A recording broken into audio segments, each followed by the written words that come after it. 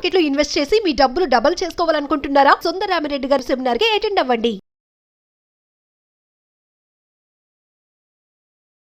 నమస్తే, welcome back to Suman TV. Present మనతో పాటు ఉన్నారు స్టాక్ మార్కెట్ అనలిస్ట్ సుందరరామిరెడ్డి గారు.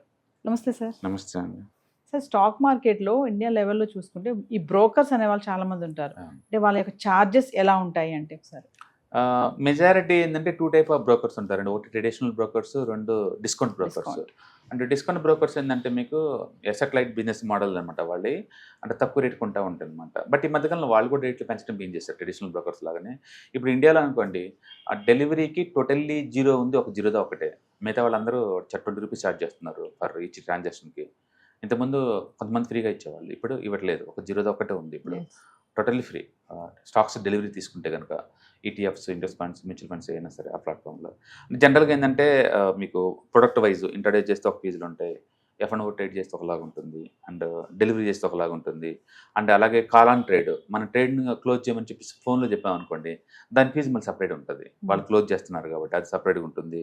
DP charges, depository participant charges అనమాట. మనం ఏదైనా కొన్నామనుకోండి, బేసికల్గా మనం కొనేటప్పుడు ఒకసారి కూడా అండ్ సెబీకి ఫీజు పే చేసుకోవాలి, అండ్ జిఎస్టీ పే చేసుకోవాలి కంపల్సరీగా.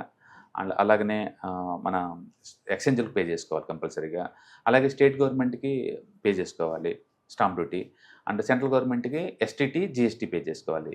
ఇవి మ్యాండేటరీ ఛార్జెస్. ఇండియాలో ఏ బ్రోకర్ దగ్గర తీసుకున్నా ఇవి మ్యాండేటరీ. వీటిలో డిఫరెన్స్ ఉంటుంది. ఇంకా వాళ్ళు తీసుకునే ఛార్జెస్లో డిఫరెన్స్ ఉంటుంది. బ్రోకర్ కలెక్ట్ చేసుకునే మొత్తం ఛార్జెస్ ఉంటుంది.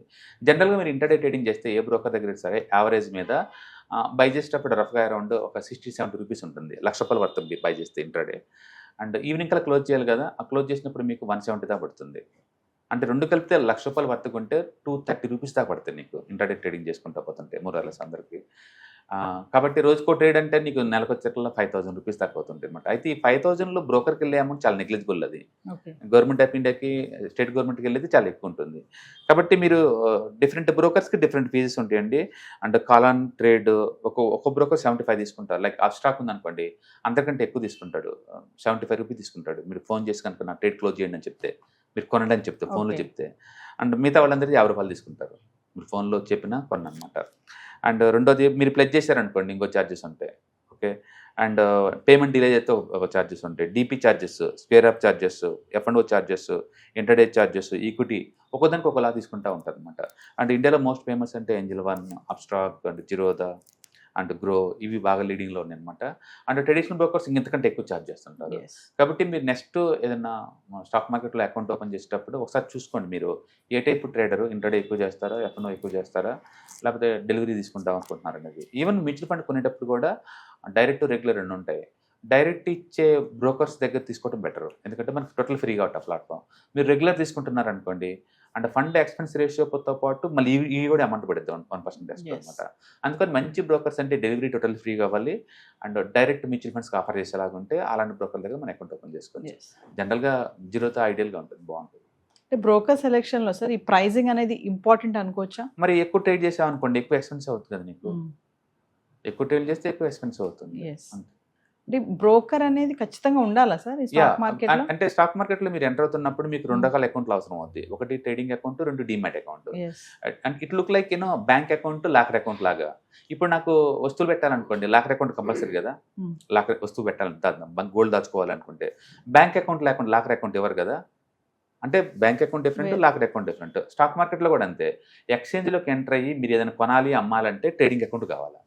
నువ్వు ట్రేడింగ్ అకౌంట్ డైరెక్ట్గా ఎక్స్చేంజ్తో డీల్ చేయలేవు, మధ్యలో బ్రోకర్స్ ఉంటారు. అంటే బ్రోకర్స్ ఎవరంటే ఎక్స్చేంజ్లో మెంబర్షిప్ తీసుకున్న బ్రోకర్స్ని మనం స్టాక్ బ్రోకర్స్ అంటాం. అంటే ఎక్స్చేంజ్కి మనకి మధ్య ఉంటారు వాళ్ళు. రెండోది, మరి స్టాక్స్ కొన్నావు, నేను 2 days ఉంచుకుందాం అనుకుంటున్నాను, మరి డీమ్యాట్ అకౌంట్ కావాలిగా. డీమ్యాట్ అకౌంట్ మెయింటైన్ చేసి సపరేట్ అనమాట. అందుకని మీకు డీమ్యాట్ అకౌంట్ కావాలి, ప్లస్ ట్రేడింగ్ అకౌంట్ కావాలి, ఈ 2 ఉండాలి. ప్లస్ ఈ రెండింటిని మీరు బ్యాంక్ అకౌంట్తో లింక్ పెట్టుకోవాలి, ఎందుకంటే నాకు అమౌంట్ అవసరం కాదు విత్డ్రాల్స్కి, దానికి బ్యాంక్ అకౌంట్ ఉండాలి. అంతే మీకు bank account, demat account, trading account ఉంటే you are eligible for enter into the stock market అనమాట. And necessary documents KYC clear చేసుకొని మనం ఎంటర్ అవ్వచ్చు. సో కమింగ్ టు ఇంట్రాడే ట్రేడర్స్కి మరి ఈ ఛార్జెస్ అనేవి మళ్ళీ వేరే ఉంటాయా? ప్రతి బ్రోకర్ దగ్గర డిఫరెంట్ రేట్స్ ఉంటాయండి. ఎక్కువ సార్లు ఏంటంటే ఇంటర్డేలో అందరికి యూనిఫామ్, ఇండియాలో మీరు ఎన్నైనా కొనండి అన్లిమిటెడ్, ₹20 తీసుకుంటారు ఎట్ టైం కొంటే. బట్ గవర్నమెంట్ ఛార్జెస్ అని ఉంటాయి. నేను చెప్పాను కదా, లక్షకి కొనేటప్పుడు ₹70 ఛార్జ్ చేస్తారండి, మళ్ళీ అమ్మేటప్పుడు 170 దాకా ఛార్జ్ చేస్తుంటారు కదా కంపల్సరీ. ఎస్ మీరు ఏ ట్రాన్సాక్షన్ చేయండి అంటే సెబీ వాళ్ళకి ₹10 దాకా ఉంటుంది, రఫ్గా చెప్తున్నాను నేను, ₹10 దాకా ఉంటుంది. ఎక్స్చేంజ్ వాళ్ళకి వాళ్ళ ఫీజు వాళ్ళు పే చేయాలి, లక్ష కాదు ₹13 దాకా ఉంటుంది 1 లాక్కి. And plus state government pay చేసుకోవాలి, అది 15 to 25 దాకా ఉంటుంది స్టాంప్ డ్యూటీ అనమాట. సెంట్రల్ గవర్నమెంట్కి ఎస్టీటీ ప్లస్ జిఎస్టీ పే చేసుకోవాలి. ఈ 5 మ్యాండేటరీ, వీటిని తప్పించుకోలేవు. అందుకని స్టాక్ మార్కెట్లో మీరు ఎక్కువ రోజులు గేమ్ ఆడుతున్నారు అనుకోండి, ఎక్కువ ఇచ్చేది ఈ 5 ఎస్ స్టాక్ బ్రోకర్ తక్కువే ఉంటుంది అనుకోండి, but central government, state government and SEBI and exchange and state central governments, yes అవి మ్యాండేటరీ ఫీజు తప్పించుకోలేవు. ప్లస్ ఇవన్నీ పోగా మిగిలిపోయింది అనుకోండి, ఇయర్ ఎండింగ్లో మళ్ళీ ఇన్కమ్ ట్యాక్స్లు పట్టుకుంటారు, వాళ్ళకి చేయాలి. ఎస్ ఇవైతే మ్యాండేటరీ ఛార్జెస్. ఇన్కమ్ ట్యాక్స్ అంటే ప్రాఫిట్ వచ్చి కడతలు అది లేదు కదా. మళ్ళీ దాంట్లో కూడా 3 రకాలుగా ఉంటుంది. అంటే స్పెక్యులేటివ్ ఇన్కమ్కి ఒక ట్యాక్స్ ఉంటుంది, అది ఇండివిజువల్ ట్యాక్స్ ల్యాబ్ ఎంత ఉంటే అంత కడతారు. అంటే short term capital gain tax 20 ఉంటుంది, long term capital gain tax more than 1 year ఉంటే 12.5 దాకా ఉంటుంది. ఫస్ట్ వచ్చే 1,25,000 వరకు ట్యాక్స్లు ఉండవు అనమాట. ఎస్ అందుకని మనం స్టాక్ మార్కెట్లో వచ్చేటప్పుడు వచ్చే ముందే ఈ ఛార్జెస్ ఎంత అవుద్ది, ఎంత ఖర్చు అవుతుందో తెలుసుకోవాలి. ఎందుకంటే ట్రేడింగ్ యాజ్ ఏ బిజినెస్ అన్నప్పుడు మనకు ఎక్స్పెండిచర్ తెలియకుండా ఎంటర్ అవ్వకూడదు కదా. Yes thank you. Hi, 1 day classroom ఎన్విరాన్మెంట్లో ఆఫ్లైన్ వెబినార్ జరగబోతుంది.